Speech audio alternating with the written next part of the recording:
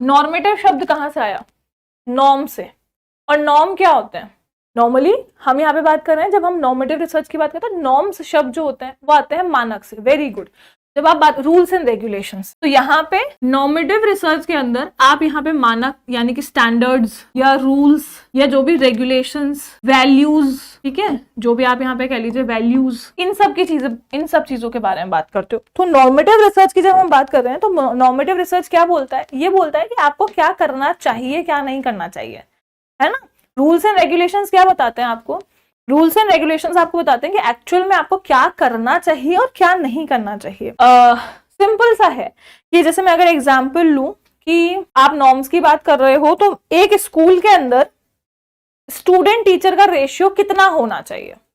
अगर सिंपल कहा जाए, एक स्कूल के अंदर एग्जाम्पल है ये कि एक स्कूल के अंदर जो है स्टूडेंट टीचर का रेशियो कितना होना चाहिए, ये एक नॉर्म है, एक स्टैंडर्ड बना दोगे या रूल्स एंड रेगुलेशन बना दोगे। तो अब नॉर्मली स्कूल्स के अंदर देखते हो कि स्टूडेंट टीचर का रेशियो 1:30 होता है या 1:20 होता है। हम अगर कहें कि नॉर्म्स के हिसाब से, हमने बहुत स्कूल्स में देखा होगा कि 1:30 का रेशियो होता है, एक टीचर पे 30 स्टूडेंट्स होते हैं। तो ये आपके क्या है, ये नॉर्म्स हैं, स्टैंडर्ड्स बना दिए आपने मानक डिसाइड कर दिया है, आपने रूल्स या रेगुलेशंस जब बना देते हो, तो इसको हम यहाँ कहते हैं कि ये आपकी नॉर्मेटिव रिसर्च है, ठीक है ना। आपकी जो रिसर्च बेसिकली किसी भी चीज के लिए, आप कहते हो कि आप किसी भी चीज के लिए कब कोई रूल्स जब स्टैब्लिश किए जा रहे हैं या कोई स्टैंडर्ड्स स्टैब्लिश करने के लिए जब रिसर्च की जाती है, तो उसको हम यहाँ पे हमारे लिए नॉर्मेटिव रिसर्च जो है कहते हैं। अब जैसे मान लीजिए मैंने एजुकेशन के अंदर कहा, तो एजुकेशन के अंदर मैंने रिसर्च की कि आपने रिसर्च की कि अच्छा आप रिसर्च करने बैठे हो कि भाई एक टीचर कितने स्टूडेंट्स को अच्छे से संभाल सकता है, पढ़ा सकता है।